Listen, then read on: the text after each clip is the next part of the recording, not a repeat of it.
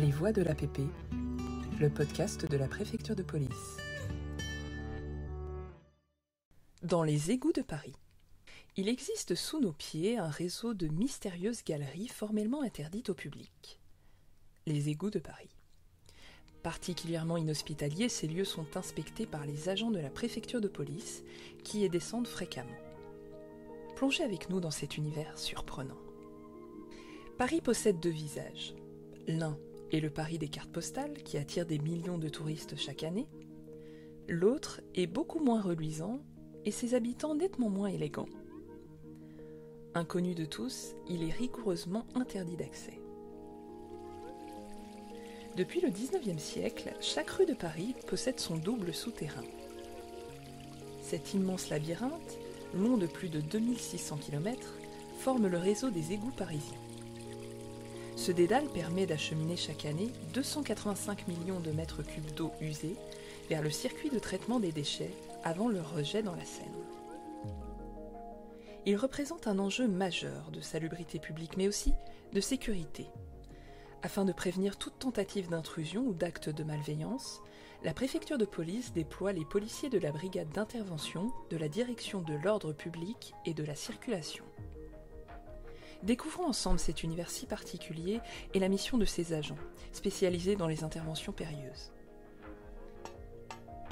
Pour accéder aux égouts de Paris, il faut d'abord soulever la lourde plaque en fonte qui en scelle l'accès. Cet exercice nécessite force et maîtrise.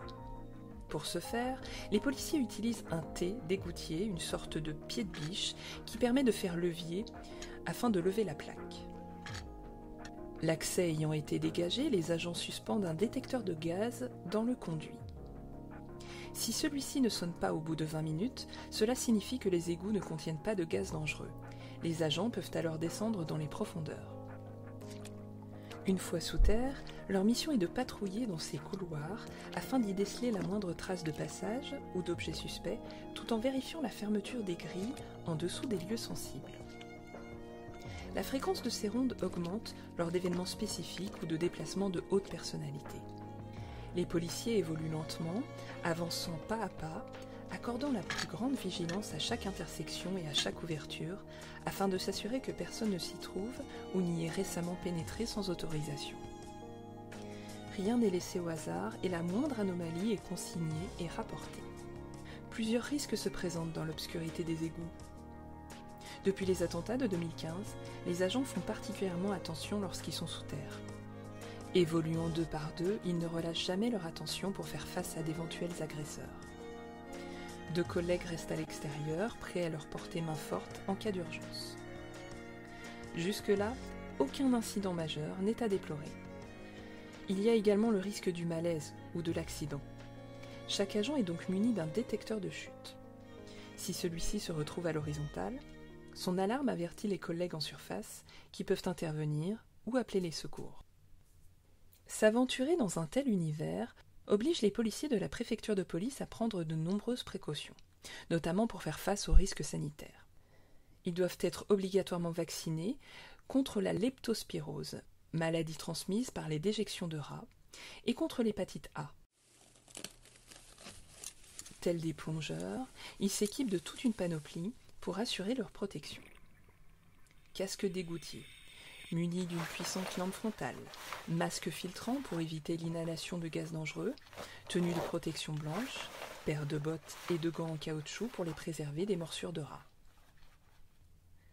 Une fois leur mission effectuée et de retour à la surface, tout leur matériel est scrupuleusement désinfecté dans un local du commissariat du 14e arrondissement. Pour conclure, voici une petite anecdote qui ravira les amateurs d'histoires mystérieuses. Les égouts peuvent réserver bien des surprises. En mars 1984, alors que 3 égoutiers de la ville de Paris interviennent sous le pont Neuf, ils se retrouvent nez à nez avec un crocodile. Effrayés, les 3 hommes prennent la fuite devant le reptile de plus d'1 mètre de long. Alertés, les pompiers de la préfecture de police se lancent à sa recherche. Ils finissent par le capturer à l'aide d'un lasso après un âpre combat. L'animal, une femelle crocodile du Nil, s'était échappée d'une animalerie du quai de la Mégisserie. Elle est finalement confiée au Jardin des Plantes. Depuis, celle que l'on a baptisée Éléanore coule des jours heureux à l'aquarium de Vannes, en Bretagne. Elle mesure aujourd'hui 3 mètres de long et pèse plus de 250 kilos. Retrouvez cette histoire et bien d'autres encore dans Liaison, le magazine de la préfecture de police. Les Voix de l'APP, le podcast de la préfecture de police.